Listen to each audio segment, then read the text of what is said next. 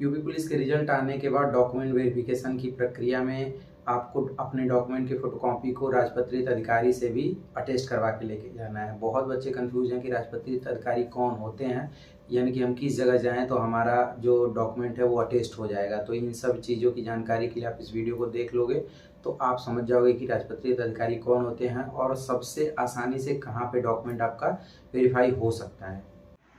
तो दोस्तों, राजपत्रित अधिकारी के श्रेणी में ग्रुप ए और ग्रुप बी वर्ग के लोग आते हैं। चलिए आपको दिखाते हैं कि ग्रुप ए के कौन कौन से अधिकारी राजपत्रित के श्रेणी में आते हैं और उसके बाद आपको दिखाते हैं ग्रुप बी के कौन कौन से अधिकारी राजपत्रित के श्रेणी में आते हैं। पुलिस अधिकारी, जिसमें सर्किल इंस्पेक्टर या फिर उससे ऊपर जो आते हैं वो गेजेटेड अधिकारी के श्रेणी में आते हैं। इनसे आप अपने कोई भी डॉक्यूमेंट वेरीफाई करा सकते हैं। सरकारी कॉलेजों और उससे ऊपर के प्राचार्य, यानी कि सरकारी कॉलेज के जो प्रिंसिपल होते हैं या फिर उससे ऊपर के यानी कि डिग्री कॉलेज के जो टीचर होते हैं उनसे भी आप वेरीफाई करा सकते हैं। अतिरिक्त जिला सिविल सर्जन, यानी कि जो सरकारी अस्पताल के डॉक्टर होते हैं उनसे भी आप वेरीफाई करा सकते हैं। अधिशासी अभियंता और उनके ऊपर के पद, यानी कि जो एग्जीक्यूटिव इंजीनियर होते हैं वो या फिर उससे ऊपर के किसी भी पद के अधिकारी से डॉक्यूमेंट वेरीफाई करा सकते हैं। जिला चिकित्सा अधिकारी और उनके ऊपर के पद, लेफ्टिनेंट कर्नल और उनके ऊपर के पद, तो लेफ्टिनेंट कर्नल से भी आप डॉक्यूमेंट वेरीफाई करा सकते हैं। पेटेंट परीक्षक से भी करा सकते हैं। सहायक आयुक्त और उससे ऊपर के राज्य कैडर के अधिकारी से भी आप करा सकते हैं। फिर इसके बाद देखते हैं ग्रुप बी में कौन कौन से लोग हैं जो गैजेटेड ऑफिसर की श्रेणी में आते हैं। तो अनुभाग अधिकारी, वीडियो यानी कि ब्लॉक डेवलपमेंट ऑफिसर यानी कि खंड विकास अधिकारी, इसमें आप लोग विलेज डेवलपमेंट ऑफिसर को ना समझ लीजिएगा। तहसीलदार से भी आप करा सकते हैं। सरकारी अस्पतालों में जूनियर डॉक्टर से भी करा सकते हैं। सहायक कार्यकारी अभियंता से करा सकते हैं। सरकारी कॉलेजों में व्याख्याता से करवा सकते हैं।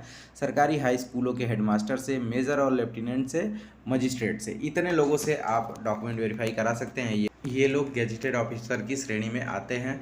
अब आपको डॉक्यूमेंट वेरीफाई कराते समय कुछ चीज़ों का ध्यान देना है, जो कि कुछ इस प्रकार से है। राजपत्रित अधिकारी में नोटरी या एसईओ या नगर सेवक शामिल नहीं होते हैं, ये ध्यान दीजिएगा। दस्तावेजों को समूह ए या समूह बी के राजपत्रित अधिकारी द्वारा सत्यापित किया जा सकता है, जैसा कि मैंने आपको पहले ही बता दिया है। सत्यापन ब्लू पेन में होना चाहिए, यानी कि जब आप वेरीफाई कराइएगा तो नीले पेन से साइन करवाना बिल्कुल ना भूलिएगा। ब्लैक पेन का इस्तेमाल बिल्कुल नहीं होता है। उपस्थिति अधिकारी और विभाग संगठन की मोहर मौजूद होनी चाहिए, यानी कि जब वो सत्यापित करेंगे तो उस पर अपना मोहर जरूर मारेंगे। नाम, पदनाम और संपर्क नंबर भी उल्लेख किया जाना चाहिए। जनरली ये कर देते हैं, कभी कभी नहीं करते हैं, तो उससे कोई बहुत दिक्कत नहीं होने वाली है। तो आई थिंक आप समझ गए होंगे कि किस किस अधिकारी से आप अपने डॉक्यूमेंट को वेरीफाई करा सकते हैं। इसके बाद अगर कोई भी वैकेंसी होती है जिसमें डॉक्यूमेंट वेरिफिकेशन होता है तो उन सब चीज़ों में भी आप इन्हीं अधिकारियों द्वारा डॉक्यूमेंट वेरीफाई करा सकते हैं।